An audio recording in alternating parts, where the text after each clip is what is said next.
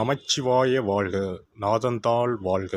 இமைப்பொழுதும் என் நெஞ்சில் நீங்காதான் தாழ் வாழ்க. வாழ்க வளமுடன். அனைவருக்கும் இனிய வணக்கங்கள்.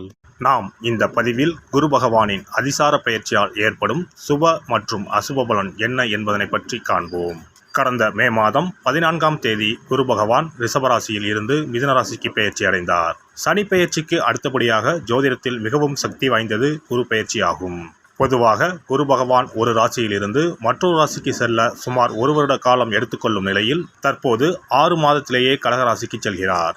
வரும் அக்டோபர் மாதம் 18ஆம் தேதி குரு பகவான் மிதுன ராசியில் இருந்து கடகராசிக்கு பயிற்சி ஆவார்.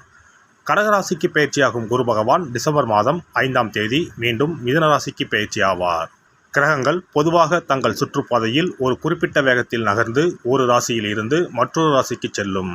சில கிரகங்கள், குறிப்பாக குரு, தங்கள் சுற்றுகளின் போது ஏற்படும் ஈர்ப்பு விசையின் காரணமாக தங்களது இயல்பான வேகத்தை விட வேகமாக நகர்ந்து குறிப்பிட்ட காலத்திற்குள் அடுத்த ராசிக்குள் நுழைந்துவிடும். இந்த வேகமான மற்றும் முன்னதாக நடக்கும் நகர்வுக்கு அதிசார பயிற்சி என்று பெயர். குரு பகவான் ஜோதிடத்தில் சுப கிரகமாக கருதப்படுகிறார். குரு அதிசார பயிற்சி நடைபெறும் காலத்தில் சில ராசிக்காரர்களுக்கு நன்மைகளும் அதிர்ஷ்டமும் எதிர்பாராத திருப்பங்களும் ஏற்பட வாய்ப்புள்ளது. இந்த பெயர்ச்சி மக்களின் வாழ்க்கையில் திருமணம், தொழில், செல்வம் மற்றும் பல்வேறு நல்ல மாற்றங்களை கொண்டு வரும்.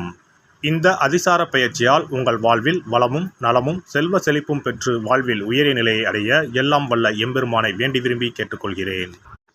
வெள்ளை மனமும் பிள்ளை குணமும் கொண்ட கன்னிராசி அன்பர்களே, நீங்கள் எடுத்த காரியத்தை முடிக்காமல் உறங்க மாட்டீர்கள். இந்த அதிசார பெயர்ச்சியால் பதவிக்கு, வேலைக்கு ஆபத்தா என்ற கவலை வேண்டாம். வேலை பார்க்கும் இடத்தில் கவனத்துடனும் நிதானத்துடனும் நடந்து கொண்டால் போதும். மற்றபடி யாருக்காகவும் ஜாமீன் கொடுக்க வேண்டாம். வங்கி லோன் தொடர்பாக யாருக்கும் பரிந்துரை கையொப்பம் இட வேண்டாம். வெளியிடங்களில், சமூக அமைப்புகளில் பதவிகள் தேடி வந்தால் யோசித்து செயல்படுவது நல்லது.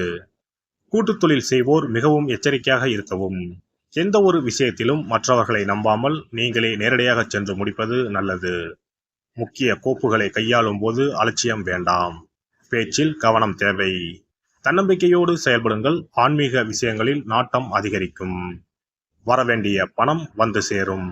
குடும்பத்தில் நிம்மதியும் மகிழ்ச்சியும் உண்டு. எனினும் வீண் சந்தேகத்தை தவிர்த்து விடுங்கள். தாயாரின் ஆரோக்கியம் மேம்படும்.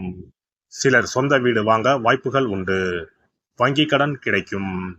பழைய கடனில் ஒரு பகுதியை தீர்க்க வழி பிறக்கும்.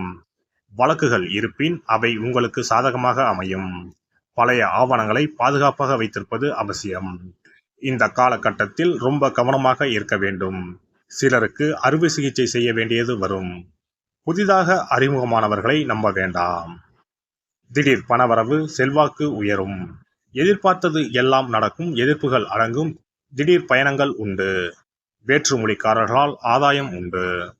இந்த காலகட்டத்தில் தாயா தாரமா என்று சின்ன சின்ன போராட்டங்கள் இருக்கும். கடனை நினைத்து வருந்துவீர்கள். ஆனால் வருமானமும் உண்டு.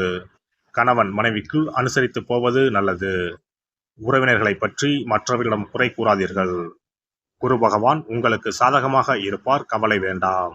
வியாபாரத்தை பொறுத்தவரை சந்தை நிலவரங்களை அறிந்து கொள்முதல் செய்யவும்.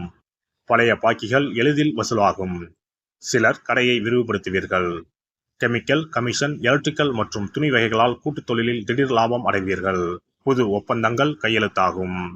உத்தியோகத்தை பொறுத்தவரை வேலை சுமை ஓரளவு இருக்கும். சம்பள உயர்வு உண்டு. சக ஊழியர்களை அரவணைத்து போகவும். கணினி துறையினர் மூத்த அதிகாரிகளை பற்றி குறை கூற வேண்டாம். கலைஞர்கள் விமர்சனங்களை தாண்டி முன்னேறுவார்கள். இந்த அதிசார பெயர்ச்சி நிதானித்து செயல்பட வைத்து வெற்றி காண வைப்பதாக அமையும். தஞ்சாவூருக்கு அருகில் உள்ள திருவையாறு பஞ்சநதீஸ்வரர் கோவிலில் அருள்புரியும் தட்சிணாமூர்த்தியை வியாழக்கிழமைகளில் வழிபட்டு வாருங்கள். பார்வையற்றவர்களுக்கு உதவுங்கள். விருப்பங்கள் யாவும் நிறைவேறும். குரு பகவானின் அதிசார பெயர்ச்சிக்கு பரிகாரமாக வியாழக்கிழமைகளில் தட்சிணாமூர்த்திக்கு மஞ்சள் நிற மலர்கள் மற்றும் மஞ்சள் நிற உடையுடன் அபிஷேகம் செய்வது, குரு பகவானுக்கு நெய் தீபம் ஏற்றி வழிபடுவது, அன்னதானம் செய்வது, மற்றவர்களுக்கு உதவுவது போன்றவை சிறந்த பரிகாரங்களாகும். மேலும் வியாழக்கிழமைகளில் குரு பகவானின் காயத்ரி மந்திரத்தை உச்சரிப்பதும் நன்மை பயக்கும். குரு பகவான் சஞ்சரிக்கும் அந்தந்த ஆலயங்களில் உள்ள குரு மற்றும் நவகிரக சன்னதிகளில் தீபமேற்றி வழிபட்டு வரலாம். சிறப்பு பரிகாரம்: வியாழக்கிழமை அன்று மண்ணால் செய்யப்பட்ட ஒரு உண்டியலை வாங்கி வர வேண்டும். அந்த உண்டியலின் வெளிப்புறத்தில் மஞ்சளில் பன்னீரை ஊற்றி குழைத்து உண்டியல் முழுவதும் பூச வேண்டும்.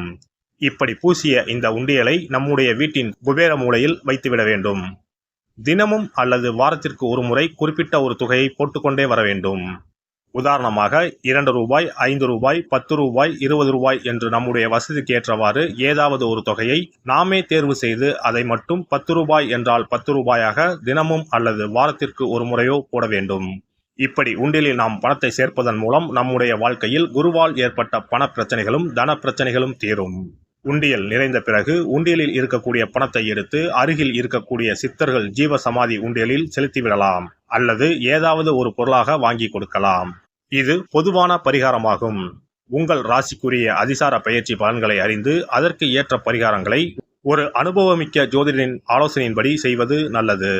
எல்லாம் வல்ல இறையருளால் நீங்களும் உங்கள் அன்பு குடும்பமும் உடல் நலம், நீலாயுள், நிறை செல்வம், உயர் புகழ், மெய்ஞானம் ஓங்கி வாழ்க வளமுடன்.